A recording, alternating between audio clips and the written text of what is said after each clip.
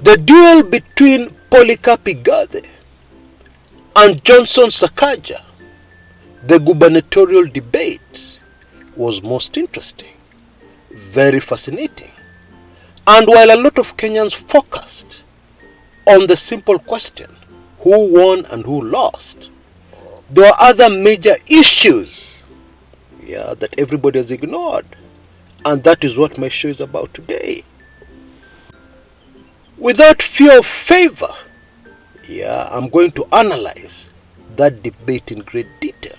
Many of you have indeed been waiting eagerly for me to do exactly that. And that is what I'm going to do right away. So karibu sana to my show. Please remember to give me a like if you're already enjoying my video, or if you're going to thoroughly enjoy this show. That like will help me because it will give me more reach. Right, twende kazi.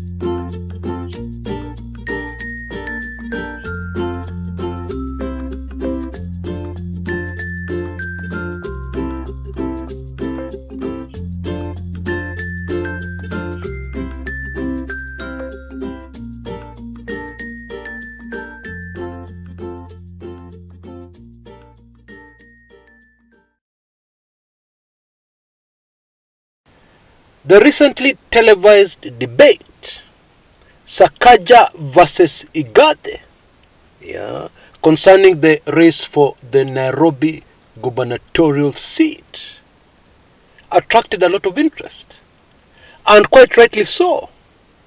Nairobi is the capital of the country called Kenya. It is very important for very many reasons, including economic reasons. Nairobi itself generates well over half the revenue of the country called Kenya.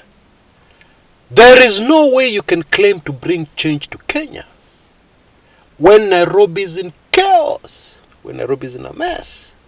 And therefore this debate was very important. Now, very few people stop to talk about positive developments. Because positive developments are boring. People want to hear bad news. We're trained like that in journalism years ago, and I believe it is still true. But please allow me to mention something very positive that has happened in Kenyan politics. Thanks to our media. They deserve praise. The media, with these debates countrywide, in virtually every county in the country, has played a major role in the shift we want in our politics to issue-based politics, where aspirants, people who want to lead us, need to tell us clearly what they want to do.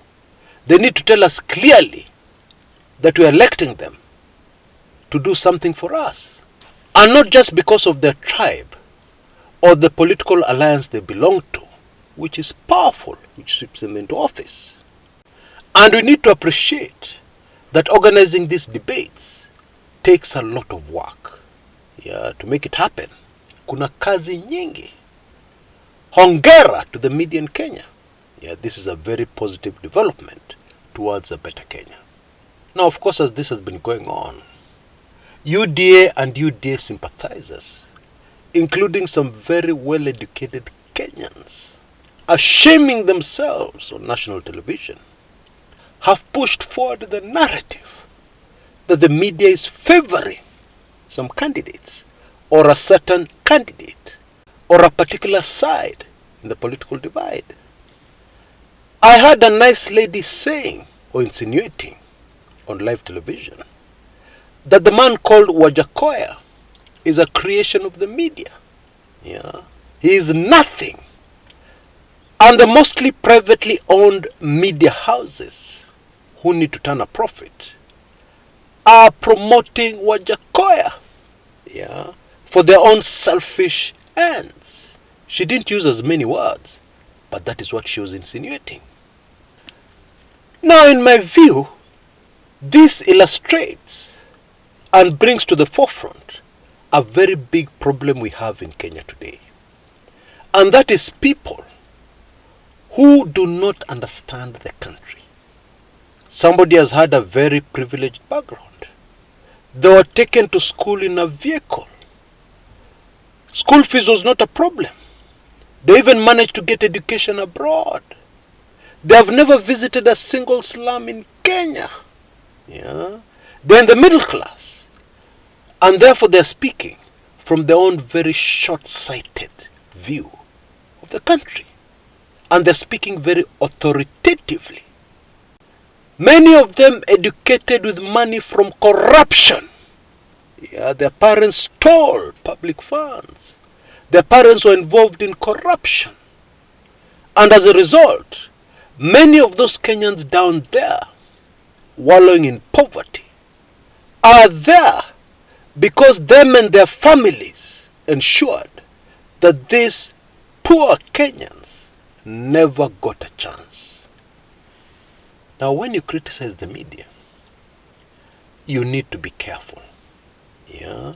You need to criticize the media, not with information from your air-conditioned office on the 17th floor of some posh building, yeah, with a chauffeur-driven car waiting downstairs. No, you need to realize that the media is on the ground. And you need to realize one basic truth of being in the media business. Yeah, and you need to trust me, because I've been in the media business all my life. This simple truism is the following. Any media house that loses touch with the majority of the public will go out of business. Even if they're still in business now, it is a matter of time. They'll end up out of business. Period. It's as simple as that. Now, you and I have our own views, especially us older Kenyans, yeah, on weed and things like that, and Wajakoya's policies. Yeah. But let that not cloud the reality on the ground with the vast majority of voters. If the middle class in Kenya were the ones who are going to decide this election, then I'd shut up. But is it the middle class? Many of these people talking don't even have voters' cards. Yeah. The people who will decide are the people down there who are fed up, yeah, with the status quo, which you don't mind yourself, people in the middle class, especially those doing well. You don't mind the status quo being maintained.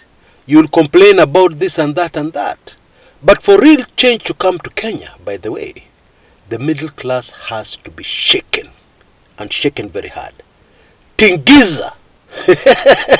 Tingiza mti. That is what must happen for real change to come to Kenya. Anyway, about this Igathe Sakaja debate, the people who are preparing Igathe for this debate, the people strategizing for him, need to be fired immediately. And it is not personal. I don't know them. It is very possible that the person leading this team could be my crush. Yeah, it could be that. But still, they need to be fired. Because the truth is, during that debate, Sakaja massacred Igathe. Now stick with me until the end of this video, and I will tell you who I will vote for, yeah, between the two, and I will tell you why. But for now, let me speak the balanced truth. Sakaja, Sakaja had Igathe for breakfast. Or was it supper? Yeah, and it is not Igathe's fault. It is the fault of whoever is doing strategy for him. Now, this is what I mean. Simple common sense. And to simplify it so that we all understand, let me give an example from a sport that we all love. Most Kenyans love. Soccer. If you are playing against a team that is very good at dribbling, ball control, entertaining soccer. We used to call it carpet, mchezo wa carpet. You keep the ball flowing, passes, dribbles. Very exciting to watch. If you're playing against such a team, do you adopt the same tactics they do? Do you try and outdo them at what they're very good at? No! You use different tactics. What you do is that you play on your own strengths. Yeah, your people are strong, your people are big, and therefore you disrupt their game. You play kick and chase. It may be very boring, but it can be effective. Kick and chase, and you get them tired, and you win that game. You will not win that game by playing your opponents at their game. Now this is what I mean. Sakaja is a polished politician. Igathe is not a politician. Sakaja has been in parliament during debates. He has been behind motions. He has made all kinds of speeches in all kinds of environments. He has faced various challenges which are normal to a politician. He is a seasoned politician. Igathe is not. And therefore, if I was doing strategy for Igathe, I'd have told him, in this debate, emphasize that you are not a politician. Take the debate away as much as possible from a situation where the politician, the seasoned politician, the experienced, will have an advantage.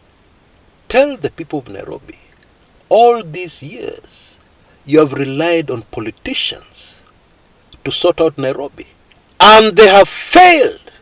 This time elect me, who is not a politician. Yeah. I'm an executive from the corporate world who knows how to get things done. I'm an executive from the corporate world who can never have peace if they're doing something that is not working. But instead, Igathe tried very hard to prove to Nairobians and all those who are watching the debate that he understands politics. And of course, it did not ring true. You know, in the late 70s, the people of the United States elected a peanut farmer called Jimmy Carter to be president of the United States of America. And one of the main reasons why Carter won was because American voters were fed up with politicians. The exact same position we have in Kenya today. That is the mood on the ground. Take advantage of it. Tell the people of Nairobi, let us forget about politicians in 2022. And let us elect people who will get the job done. I'm not a politician. I have no experience in politics. But I have a blueprint. And I have the experience of running large organizations that I'm sure I'm going to implement in Nairobi. And it will work. Nairobi will change. In my opinion, that would have worked out much better than what we saw. And Igathe had a very big advantage to play on, which he tried to take advantage of. And in a few instances, he half managed to do it, but he didn't quite cut it. And that advantage is that a man called Sakaja, by the way, I like him. I like his politics. It is true that he has been a principled politician. That is a fact. I like Sakaja. He's the kind of candidate I would vote for.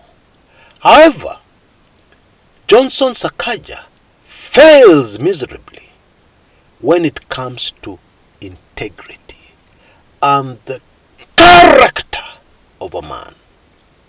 And for one very simple reason. Until recently, we all knew that Johnson Sakaja's degree was from the University of Nairobi. This is what we have known all along since Sakaja came into politics. We knew Sakaja is a graduate of the University of Nairobi. We elected Sakaja in the past knowing that he's a graduate of the University of Nairobi. And then suddenly we start hearing Team University. At which university? We start hearing, no, he didn't finish his course. After all these years. Now, what does that tell you about the character of the man called Johnson Sakaja? Is he the kind of man you can entrust the most important city in Kenya to? Can you put the most important city in Kenya in his hands? Can you? I don't think so. That is the truth. You know, there are things you can never come back from. Yeah. And it is good that now Kenya is changing. Because I believe maybe 10 years ago, he might have gotten away with it. But not today. And I can tell you, this is something Sakaja can never come back from. It doesn't matter what opinion polls are saying. At the end of the day, that will always be a heavy burden he's carrying. It will be a huge disadvantage, which is sad. Because in my opinion, Sakaja was one of those politicians I was looking up to as the future of Kenya. Yeah. Now, because of this thing of a university degree, I don't see it happening. Now, as promised, I like Sakaja, but I will vote for Polycarp Igathe. Why? Because President Uhuru Kenyatta and his NMS initiative has proved to me within a very short time that the problems of Nairobi are best sorted out, best solved by a non-politician.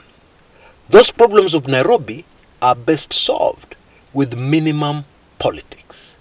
Now, Igathe is not a politician. It is unlikely that he will spend so much of his time in political mudfights. The most likely thing that will happen is that he'll become another general body, this time a civilian general, and he will get the job done. Or he will work very hard at getting the job done. I think that is our best shot for changing Nairobi. And that is my view. You're welcome to your own contrary view. Until next time, this is Kshs Kumekucha.